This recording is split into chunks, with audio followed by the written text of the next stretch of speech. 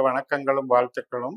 இந்த பதிவு கன்னியா லக்ன அன்பர்களுக்கு 7 நாட்களுக்கான பலன். ஜனவரி 13 முதல் ஜனவரி 19 வரை, சனிக்கிழமை முதல் வெள்ளிக்கிழமை வரை உள்ள நாட்கள்ல சந்திரன் எந்தெந்த நட்சத்திரத்தின் வழியாக பயணிக்கிறாரோ அதன் மூலமாக நமக்கு என்ன பாவ செயல்களை செய்து நமக்கு பலன்களை தருகிறார் என்று பார்க்க இருக்கிறோம். கிரக நிலைகளை பொறுத்த வரைக்கும் கன்னியா லக்னத்துக்கு ஜனவரி 14 முதல் சூரியன் 5ஆம் இடத்துல இருப்பாரு. செவ்வாய் புதன் 4ஆம் இடத்துல இருக்காரு. ஜனவரி 19ஆம் தேதி அன்னைக்கு 3ஆம் இடத்துல இருக்கிற சுக்கிரன் 4ஆம் இடத்துக்கு மாறுறாரு.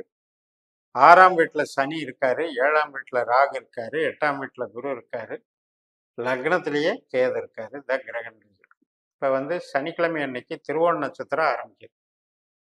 நம்மளுடைய பூர்வ புண்ணிய ஸ்தானமான மகர ராசியில சந்திரன் சந்திரனுடைய நட்சத்திரத்துல நண்பகல் 12:50 வரைக்கும் இருக்காங்க.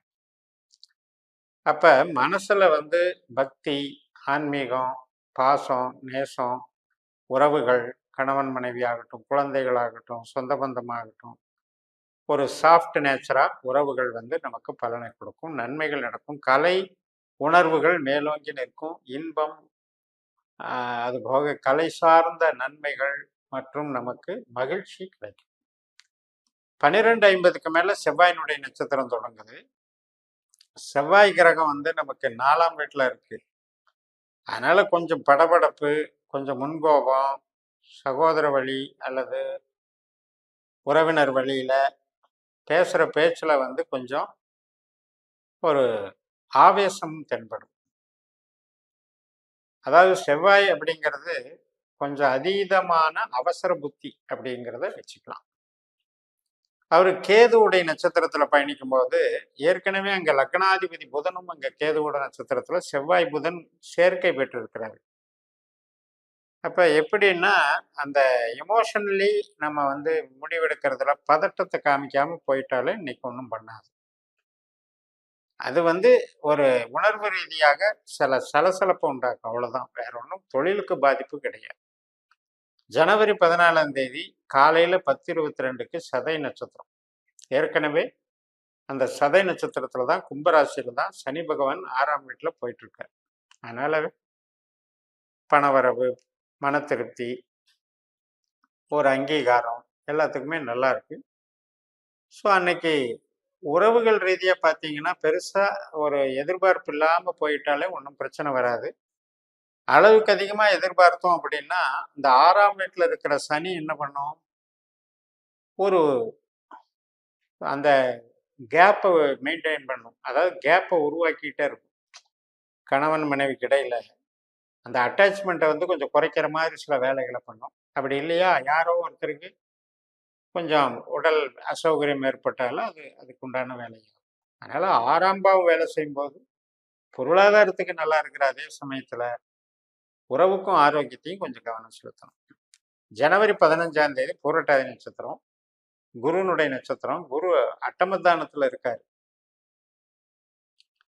கேதுவோட நட்சத்திரத்துல இருக்காரு. அதனால உழைப்புக்கு ஒன்றும் பிரச்சனை கிடையாது. 8ஆம் வீட்டுல குருங்கிறதுனால நம்ம புது காரியங்களை தவிர்த்துருங்க, புது பிரயாணங்களை தவிர்த்துருங்க. தந்தை வழி மற்றும் ஆன்மீக வழி, பூர்வீக சம்பந்தப்பட்ட வழி, இதுகளை எல்லாம் பெருசா அந்த லைனை இன்னைக்கு எடுக்க வேண்டாம். அதுல இன்வால்வ் ஆகாம இருந்துக்கிட்டாலே பெருசா ஒன்றும் பாதிக்காது. உழைப்பு ரெகுலரா செய்யற உழைப்புக்கு பாதகம் இல்லை. அதனால நமக்கு எந்த விதமான ஒரு இடர்பாடும் கிடையாது. செவ்வாய்க்கிழமை ஜனவரி 16ஆம் தேதி உத்திரட்டாதி நட்சத்திரம். சந்திரன் சனியோட நட்சத்திரத்துல 7ஆம் வீட்டுல போறாரு. சனி 6ஆம் வீட்டுல இருக்காரு.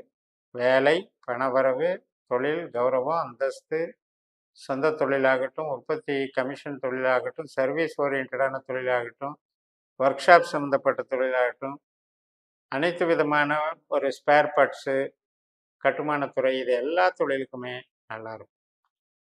ஜனவரி 17ஆம் தேதி ரேவதி நட்சத்திரம், புதனுடைய நட்சத்திரம்.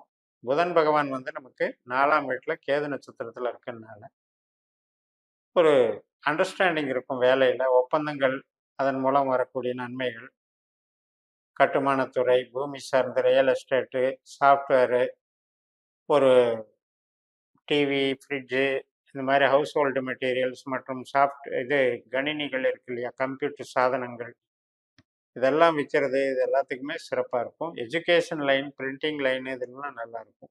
பப்ளிஷிங் பண்ணுறது நல்லா இருக்கும். ஸோ கலைகள் சார்ந்த அனைத்து துறைகளுமே மேம்பாடு அடையக்கூடிய ஒரு நல்ல நாளாக ஜனவரி 17 புதன்கிழமை, புதனுடைய நட்சத்திரமே நமக்கு இருக்கிறதுனால நல்லா நடக்கும். ஜனவரி 18ஆம் தேதி அஸ்வின் நட்சத்திரம். சந்திரன் வந்து 7ல இருந்து 8ல போறாரு. 8ஆம் இடத்துல சந்திரன் வரும்போது நம்ம கொஞ்சம் புது காரியங்களை அவாய்ட் பண்ணிக்கணும். ஏற்கனவே 8ஆம் வீட்டுல குரு அதே நட்சத்திரத்துல அஸ்வினியில தான் இருக்காரு. அப்ப 8ஆம் வீட்டுல குருவும் சந்திரனும் சேர்றாங்க அப்படின்னால அது ஒரு பெரிய பாசிட்டிவான யோகமா நீங்க எடுத்துக்க கூடாது. பட் அதே நேரத்துல குருவும் சந்திரனும் கேது மாதிரி செயல்பட போறாங்க. அந்த கேது வந்து நமக்கு லக்னத்துல இருக்கிறதுனால ஒரு ஆசிலேஷன் மைண்டு, மனக்குழப்பம் அல்லது இனம் புரியாத ஒரு ஸ்ட்ரெஸ்ஸு, இதையெல்லாம் தவிர்த்துக்கிட்டு நம்ம ரிலாக்ஸ் மூடில் இருந்தாலே போதும், ஒன்றும் பண்ணாது. புது முயற்சிகளை மட்டும் தவிர்த்துருங்க. புது விதமான நபர்களை சந்தித்தல், பொது திட்டங்களை தீட்டுதலெல்லாம் அவாய்டு பண்ணிடுங்க. கடைசி நாளான ஜனவரி 19 பரணி நட்சத்திரம். அப்பவும் 8ல சந்திரன் போறாரு.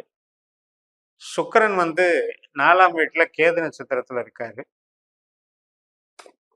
8ஆம் வீட்டுல இருக்கிற சந்திரன் சுக்கிரனை போல செயல்படுகிறார் அப்படின்னா, புதுசா ஏதாவது ஒரு திட்டங்கள் வரும்போது அதுல யோசிச்சு செயல்படணுங்கிறத சொல்லாம சொல்றார்.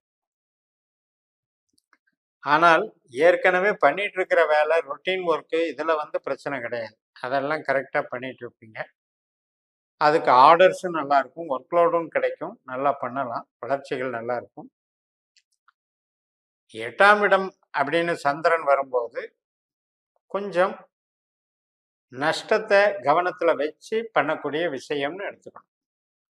இப்போ ஏற்கனவே ஒரு ஒர்க்கு ரெகுலராக போயிட்டு இருக்கீங்க, நீங்கள் ஒரு சம்பளம் வாங்குற வேலையில் இருக்கீங்கன்னா அதுக்கு ஒன்றும் பெருசாக பாதிப்பு கிடையாது. ஆனால் உடல் சோர்வு, தேவையில்லாத ஒரு வேலைக்கு 2 வேலை செஞ்சிடணும்னு ஒரு அலைச்சலை கொடுக்கும், அவ்வளோதான், அதோட போயிடும். அதனால அஸ்வினி பரணி அப்படிங்கிறது மெயின் 8ஆம் இடத்துல உங்களுக்கு அந்த நட்சத்திரம் இருக்கிறதுனால இந்த 2 நாளுமே வந்து கன்னியா லக்னக்காரர்களுக்கு ஒவ்வொரு மாதத்துலையுமே நீங்கள் கொஞ்சம் அதை கவனம் எடுத்துக்கணும். அந்த நாட்களில் வந்து பொருள் சார்ந்த பாதுகாப்பு, உறவு சார்ந்து அதீதமாக ஒரு இன்வால்மெண்ட் ஆகாமல் ஒரு டிஸ்டன்ஸ் மெயின்டைன் பண்ணுறது, ஆரோக்கியத்தில் கவனம் செலுத்துறது, நம்மளுடைய உணவு பழக்க வழக்கங்களை மெயின்டைன் பண்ணிக்கிறது, இப்படி எல்லா விதத்துலையுமே இது மாதிரியான ஒரு கேர் எடுத்துக்கிட்டாலே போதும். அப்போ இந்த 7 நாட்களில் நட்சத்திர ரீதியாக நம்ம பலன் பார்த்துருக்கோம். ஆனால் இன்னும் டெப்த்தாக பார்க்கறதுக்கு மெத்தட் இருக்கு. பாஸ்கர அஸ்ட்ராலஜியில் நட்சத்திர சூத்திர முறைப்படி நம்ம பிறந்த நேரம், வினாடி, நம்ம பிறந்த ஊருக்கு சார்ந்து நம்ம ஜாதகத்தை கணிச்சு 12 பாவ உபநட்சத்திரங்களை கண்டுபிடிக்கிற மெத்தட் இருக்கு. அதை நீங்க ஒரு தடவை கன்சல்ட் பண்ணி கணிச்சு வாங்கிக்கிட்டு நீங்க இதெல்லாம் அடாப்ட் பண்ணும்போது உங்களுக்கு கேள்விக்கான பதில்கள், உங்களுடைய விதி கொடுப்புனைகள், உங்களுடைய திசாபத்தி கொடுப்புனைகள், உங்களுடைய கோச்சார கொடுப்புனைகள் அனைத்துமே தெளிவாக தெரியும் என்று கூறி நிறைவு செய்கிறேன். இந்த சேனலை சப்ஸ்கிரைப் பண்ணி ஷேர் பண்ணுங்க.